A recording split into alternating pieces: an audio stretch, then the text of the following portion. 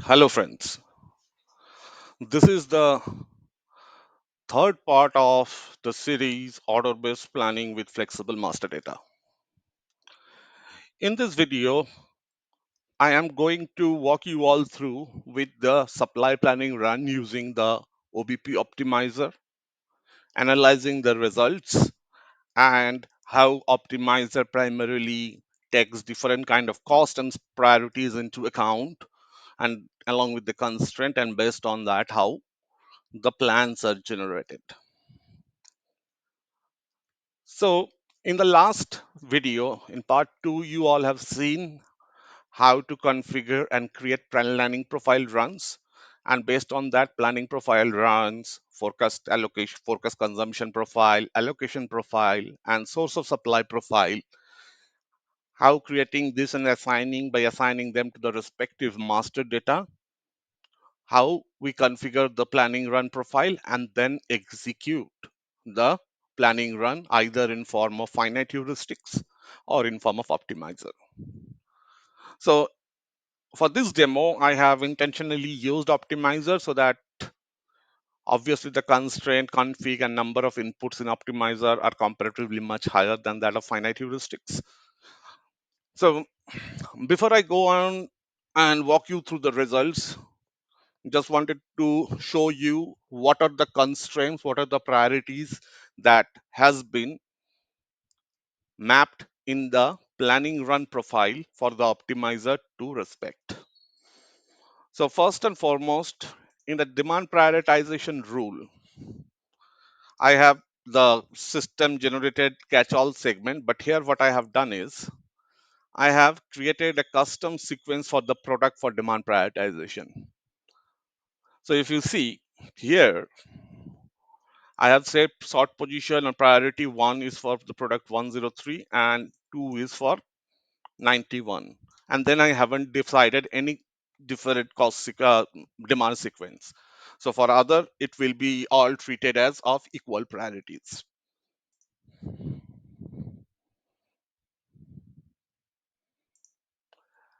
Now in the switchable constraint, at this point of time, I have only kept the capacity constraint as active, else everything is inactive. Allocation is there and planning start is there. Inventory cost, it's standard since this demo has one location, so I have put the inventory cost for these locations as well. This scenario doesn't include transportation from supplier or procurement, so hence I'm skipping these two tabs. Now here I'm moving and coming on to production cost. That is a bit important. If you see here, I have created four sequence, 1, 2, 3, and the last is the system default catch-all segment. So if you see here, I have given certain condition like if the product ID of the PDS is 103, 91, and 94, then the sequence is 1 and the cost is less. If product ID is 105 and 104, the cost is high. And if the product is 87, which is basically the component, I have kept the least cost. Now, the reason why I have kept 103, 91, and 94 is because of the fact that I am trying, or I have basically configured somewhat a co-production scenario in order-based planning, although it is not working as an end-to-end co-production. It's just kind of a workaround solution so that the requirement of co-production can be closely mapped with IBP order-based planning. Moving on, then comes the demand cost. If you see the demand cost, I'm maintaining non-delivery cost rate, wherein I have said non-delivery cost rate is the highest for product having subnetwork of finished goods and co-products. I haven't kept any non-delivery cost rate for any other products. Rest everything in the catch-all segment have a comparatively less value. Optimizer parameter, I have kept it simple. No discretizations, no deployment at this point of time. Quota violation cost to be calculated. That's it. And in the general parameters, there is no procurement source of supply, no transportation source of supply, only production source of supply. With that, that completes my planning run profile. And as I was telling you before, that for optimizer, in the SOS selection profile, optimizer only understands quota. It doesn't understand alternator priorities. Hence, I have also modified the SOS profile from alternate to quota. And this quota, I have maintained it at a day level. Here, if you come, you have the option to maintain this quota at any bucket level.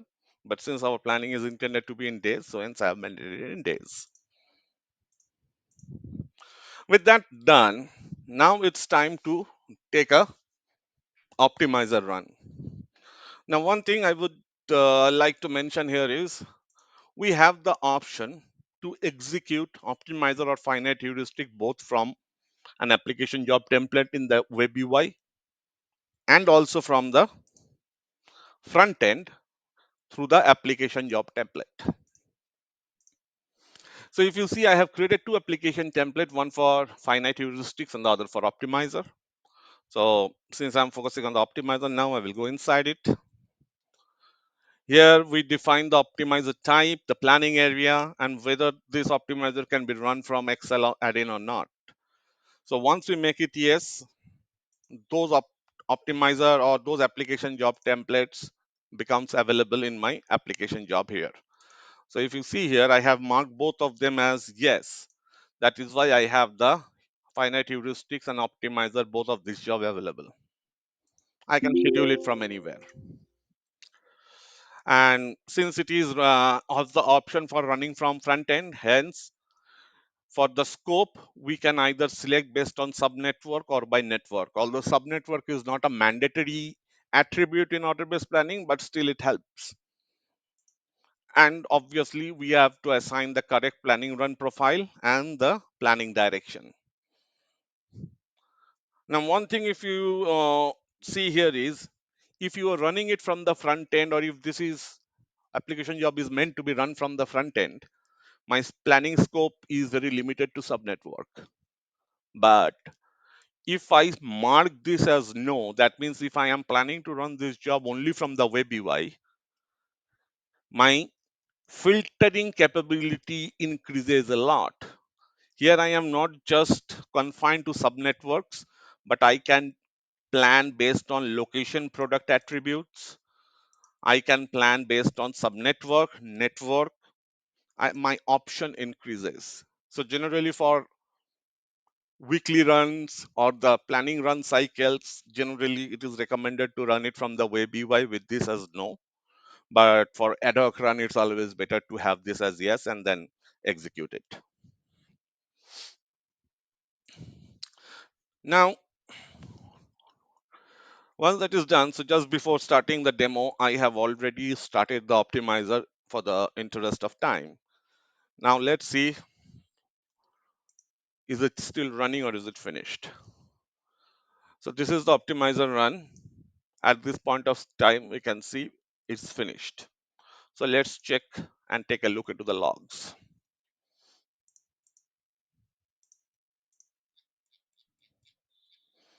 So if you see here, primarily in this log, it basically says which planning run profile is selected. If there are any SOS prioritization maintained or not, we had maintained in the production rules. Number of orders that it is creating, and rest of the stuff is pretty standard, like time series optimizer. It generates the total cost, the objective function, and all this. We also give you the solver time, variables, and you all know what these things are. I am not going into the details. Here, what it says is the plan contains 238 unfixed planned orders. This is the output. 31 planned orders fixed are created. 374 forecasts are considered and 317 usage record created and supply usage and getting factor updated for 8 location product. Now what is this getting factor supply usage, that I will come later. Now let us take a look at the planning results in the Excel planning view.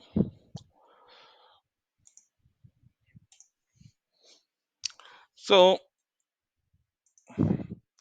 here primarily what I'm showing you, there are two resources, out of which the first resource is the single resource which manufactures the finished products as well as the co-products, whereas the second resource is the resource that manufacture the component. In order to create a constraint, I have intentionally decreased or put a very limited capacity for the constraint for the component resource, whereas for the main resource that produces FGs and COs, I have kept relatively much higher capacity so that we can see how the prioritization both in terms of demand and supply are working.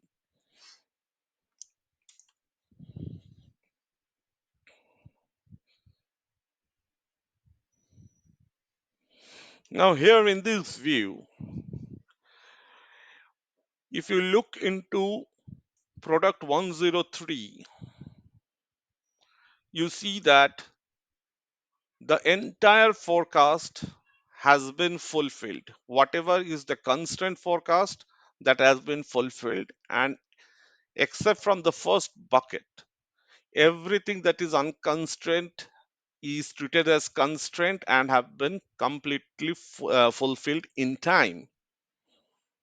And the same applies for the co-product 91, which is primarily the co-product that we have selected.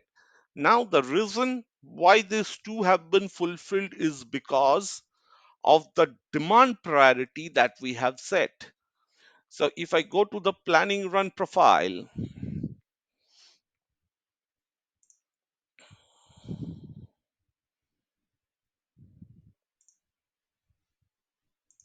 and go to demand prioritization, here if you see, I have put the sequence and priority based on 103, then 91, rest all are of equal priority. So here if you see 103 and 91 are fulfilled almost in full. After that, optimizer has tried to fulfill the demand for product 104, but not everything is fulfilled. There are some that has been fulfilled in time. There are few that is late fulfillment, and then there are quite some unfulfillment because of the capacity constraint. Whereas for 105, it is unable to fulfill anything because by the time it reached 104, all the constraint and the capacity constraint for the component has been utilized. So that's how optimizer or finite heuristics takes demand prioritization or sequence of priority into account while generating the supply plan results. Now, moving back to IBP Web UI, where we will see what are the supply position, what is my supply position, what are my bottlenecks, where are my bottlenecks, and how those can be visualized from different OBP planning apps like projected stock, supply usage, and getting factors.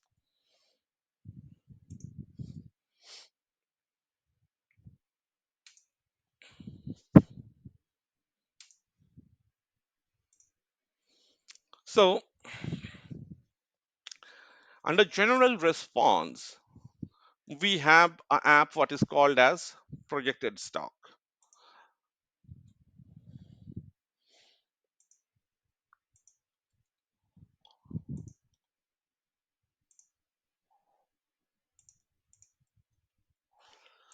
So here I am just selecting 103 and 104, and I will give a future date of horizon, let's say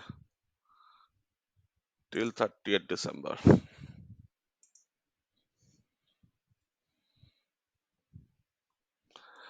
Now, if you see here,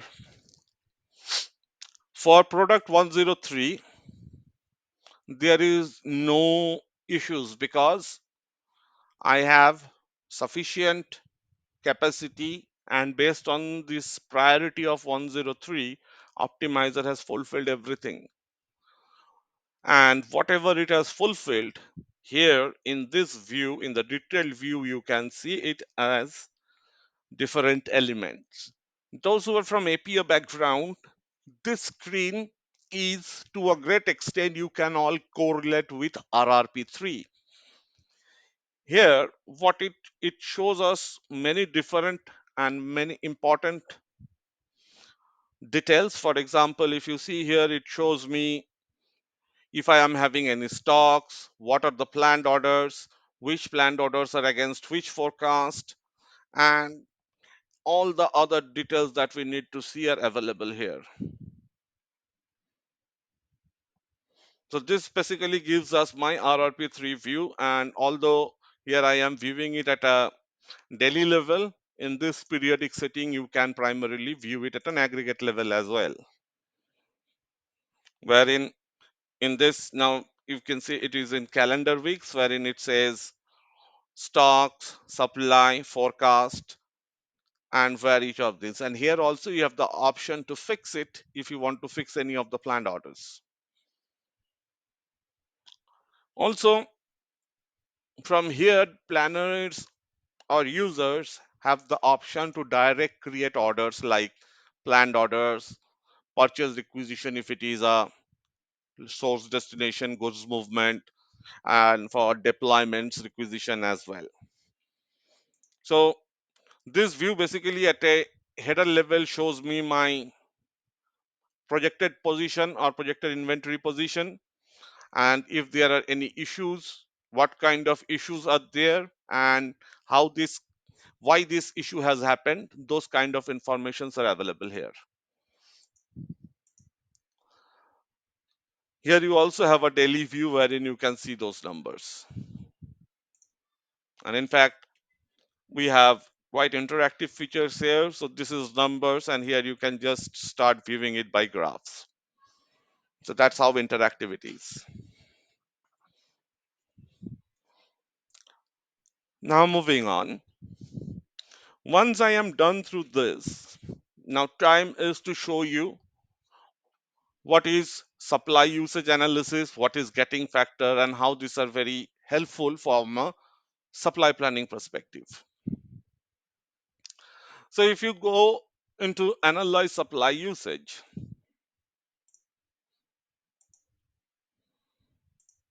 let me take the product 103 and 104 again here, and I will select again a horizon, the same horizon that I have selected before, and we will see all pegged and unpegged supply.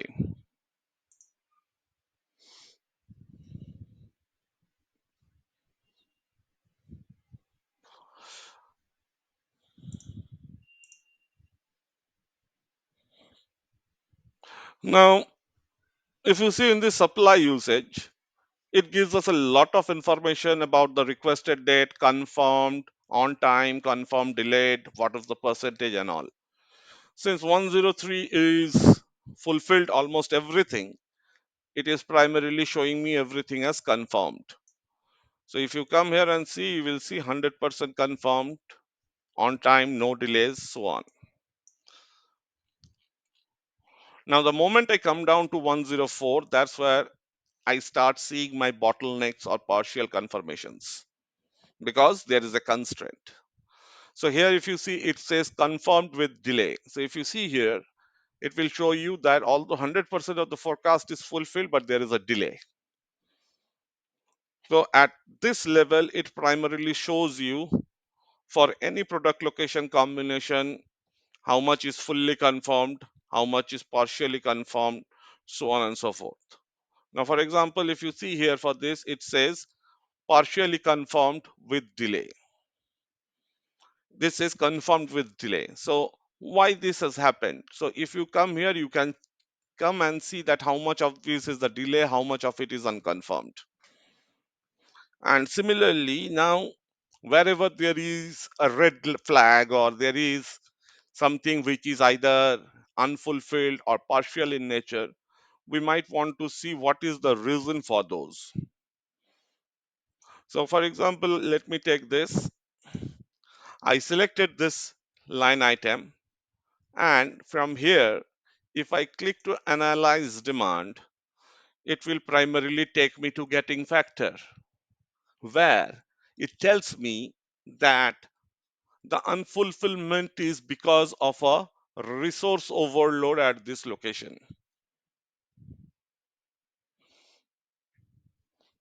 So if you see here, if you click onto this, it will basically open up the entire order tree wherein you can see wherever there is a bottleneck and what is that bottleneck. You can check that. So if you come here and click, it will show you resource overload at YD02. If you come here, it will also show you resource overload. So that's how, using getting factor, you can primarily look into your bottlenecks. Where is it? Where in the supply chain? And for what purpose? So that's how getting factors helps us to understand what are the different bottlenecks are. And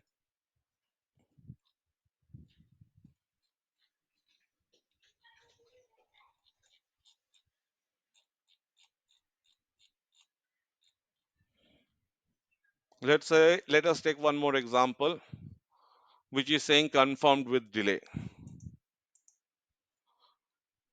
So if I go here, you will see that here again it is showing me where is my bottleneck. So against this three forecast, there are planned orders. And where is my bottleneck? My bottleneck is at YD02. Here also it is the same.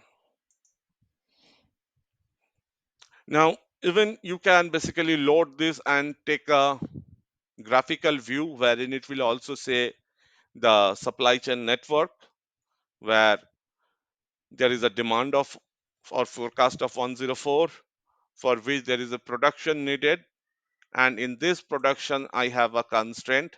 That is why it is unable to fulfill.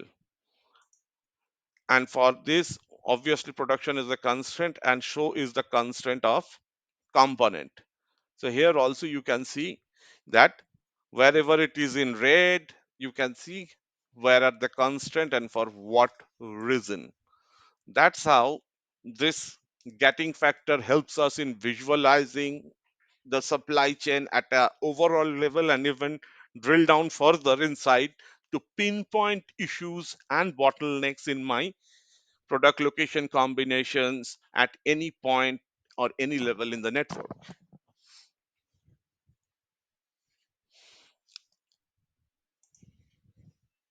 So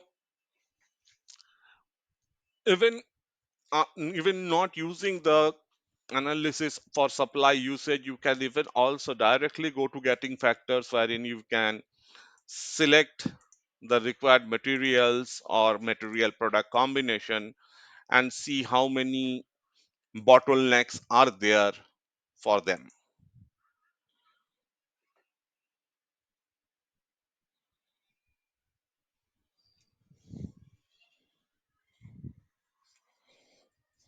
If you see, I have just loaded it for 104 for the first 28 days, and it primarily shows me there are bottlenecks for all this. Why? Because of a resource overload. And if you go and click onto this, it will primarily again take you to that page where which we just visited before, wherein the gating factor or the bottleneck gets highlighted here. So these are the kind of the order numbers in IBP. Since this is not integrated, so we are getting the temporary numbers. Once the integration happens, it will all be updated with S4 number ranges. So that's what I intended to cover in the third video of this one. In the last video, I will primarily take you through deployment optimizer, and TLB, and how we can do sales order confirmation, and based on sales order confirmation, how we can primarily take a TLB run. Thank you. Thanks a lot for watching. And if you like, please like and subscribe.